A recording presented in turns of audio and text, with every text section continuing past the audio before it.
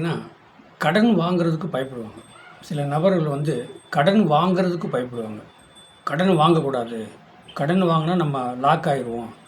நமக்கு வரக்கூடிய வருமானத்தில் கடன் வாங்கினா நம்மளால் கடன் கட்ட முடியாது. இருக்கிறத வச்சு நம்ம சரி பண்ணுவோம் அப்படிங்கிற ஒரு எண்ணம் நிறைய பேருக்கு இருக்குது. ஏன்னா கடன் வாங்கி வாங்கி பல கோடி பல லட்சம் லாக் ஆகி வீடு வண்டி வாகனம்லாம் விற்றுட்டு மறுபடியும் நடு ரோட்டுக்கு வந்துடுறாங்க.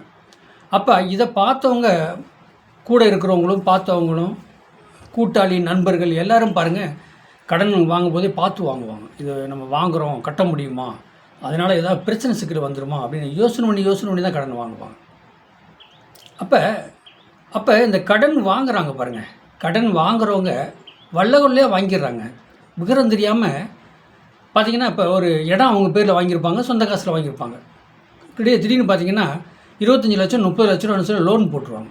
இவங்க ஒரு 10 லட்ச ரூபா 5 லட்ச ரூபா வாங்கினா போதும் நம்ம சிம்பிளாக கட்டிக்கலான்னு போவாங்க லோன் வாங்க. அங்கே என்னென்னா இவங்க நேரங்காலம் என்னென்னா குருவும் குரு பகவானும் ராகு பகவானும் சேர்ந்துருக்கிறாங்க. குரு பகவானும் ராகு பகவானும் சேர்ந்துருக்கிறாங்க. அப்போ இதே பேர் 7ஆம் இடத்துல சேர்ந்துருக்கிறாங்க, 3ஆம் இடத்துல சேர்ந்துருக்கிறாங்க அப்படின்னா அப்போ இந்த இது வந்து ஒரு பொதுவான கருத்து தான். இப்போ குருவும் ராகு சேர்ந்துருக்கிறாங்க அப்படின்னா கடனை வாங்க வைக்கும். இப்போ 5 லட்ச ரூபா வாங்கலான்னு போயினவங்க 25 லட்ச ரூபா வாங்கியிருப்பாங்க. 25 லட்ச ரூபா வட்டி முதல்ல கட்டி முடிக்கும்போது என்ன ஆகும் கடைசியில்?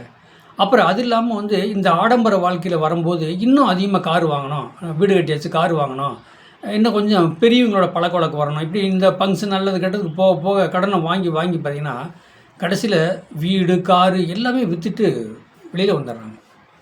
இது எப்படிங்கன்னா ஏன் இப்படி சம்மந்தம் இல்லாமல் கடனை வாங்கி வீடு வாசல் விற்கிற அளவுக்கு சூழ்நிலை வருது அப்படின்னா குரு ராகு.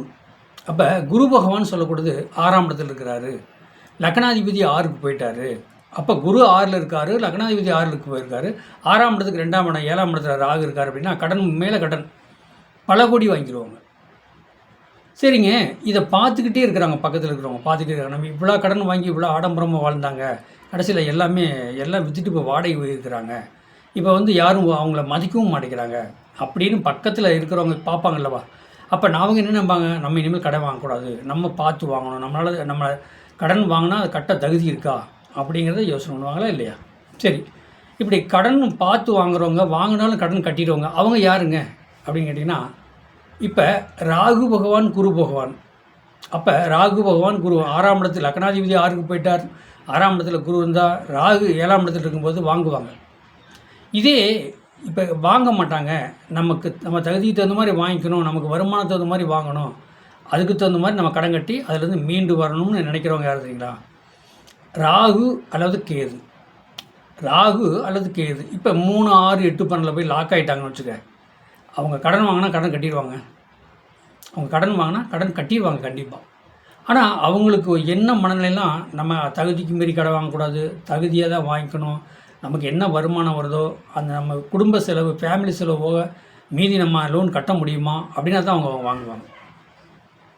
3, 6, 8, 12 கேது பகவான் இருந்தாலும் குரு பகவான் இருந்தாலும் கடன் வாங்குறதுக்கு யோசனை பண்ணுவாங்க.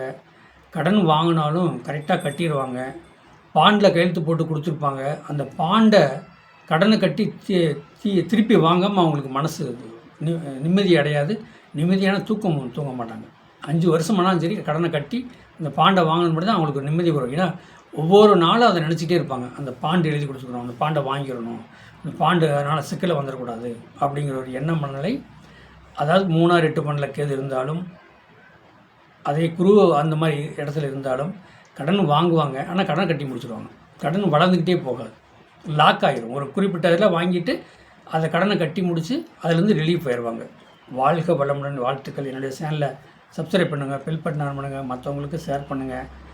என்னுடைய ஃபோன் நம்பர் 95 14 77 10 24 நம்பருக்கு வாட்ஸ்அப்பில் சாதகம் அனுப்புங்க. வாழ்க வளமுடன்.